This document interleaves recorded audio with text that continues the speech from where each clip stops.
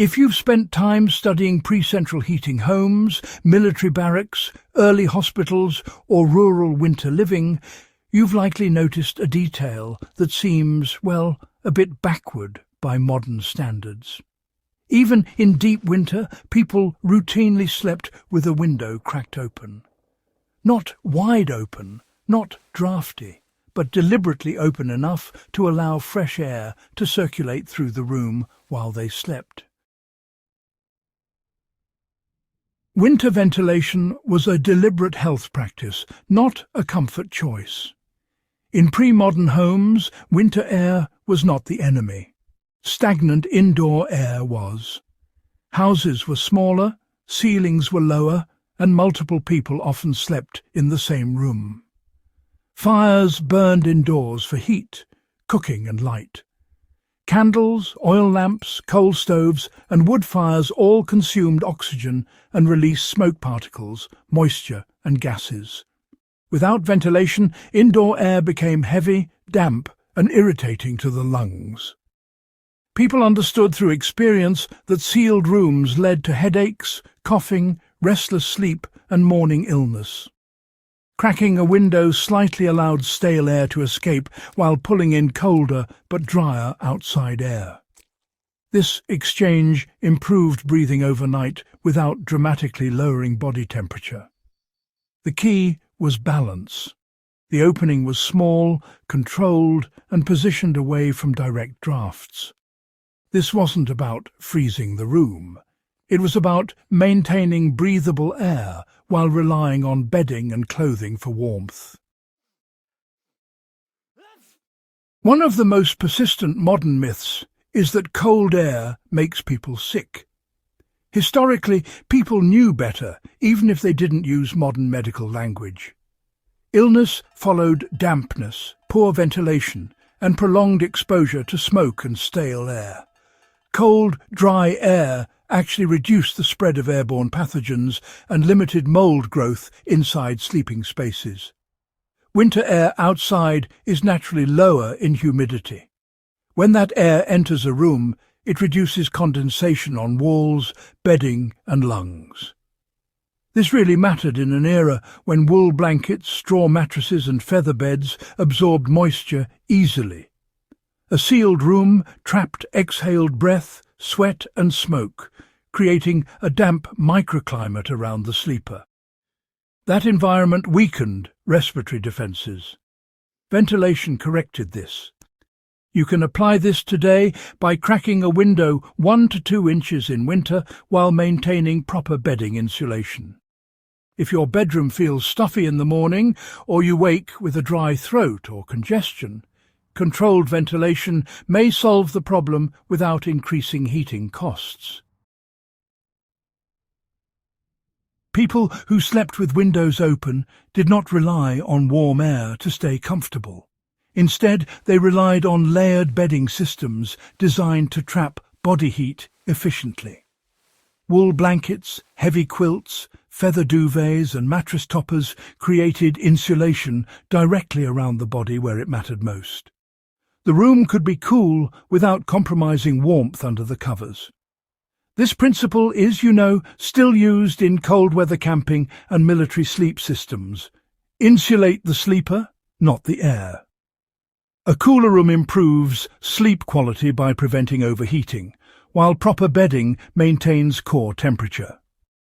Historically, folks also wore nightcaps, wool socks, and layered sleep garments, reducing heat loss from extremities.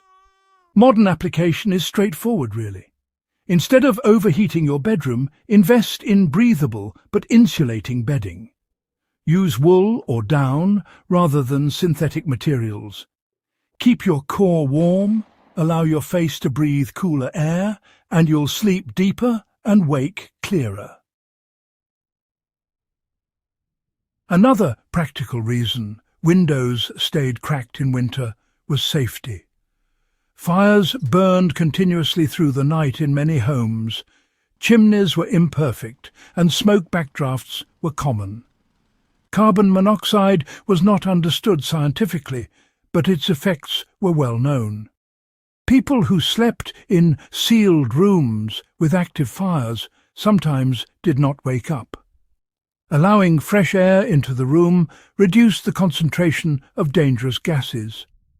Even a small opening could mean the difference between safe sleep and tragedy. This practice was reinforced in early hospitals, military quarters, and naval ships, where ventilation was mandatory regardless of season. For modern preparedness, this matters during power outages when people rely on alternative heating sources. Propane heaters, wood stoves, and candles all consume oxygen. Controlled ventilation is not optional. It is a survival measure. Historical accounts consistently describe deeper, quieter sleep in cooler rooms.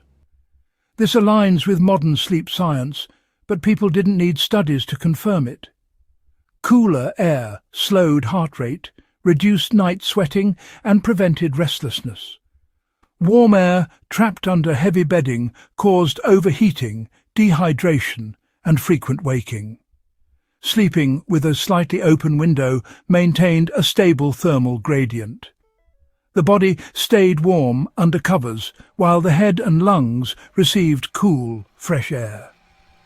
This reduced inflammation in the airways and improved oxygen intake overnight. If you're dealing with winter fatigue or restless sleep, try lowering bedroom temperature slightly and increasing bedding insulation. Combine this with controlled ventilation. The goal is stable warmth, not artificial heat saturation. People who lived through harsh winters adapted gradually. Their bodies adjusted to cooler indoor temperatures rather than being shocked by extreme contrasts between outdoor cold and overheated interiors. This reduced stress on the immune system. Modern homes often maintain summer-level warmth year-round, creating constant dryness and respiratory irritation. Historically, winter living involved cooler air, higher humidity balance, and seasonal clothing adjustments. This rhythm supported long-term resilience. You can apply this by allowing your indoor environment to reflect the season. Slightly cooler rooms, fresh air circulation, and appropriate clothing reduce dependence on artificial heat and improve overall comfort. This practice survived because it worked. Sleeping with the windows slightly open persisted across generations because it delivered results. People slept better, breathed easier, and avoided the dangers of sealed winter rooms. When central heating became widespread, the practice faded, not because it stopped working, but because people no longer understood why it existed. If you found this breakdown useful and want more historically grounded survival knowledge that actually applies today, subscribe to Warfield Prepper Chronicles, like this video, and share it with others who care about real preparedness and documented history. This channel exists to preserve what worked, explain why it worked, and show how to use it now.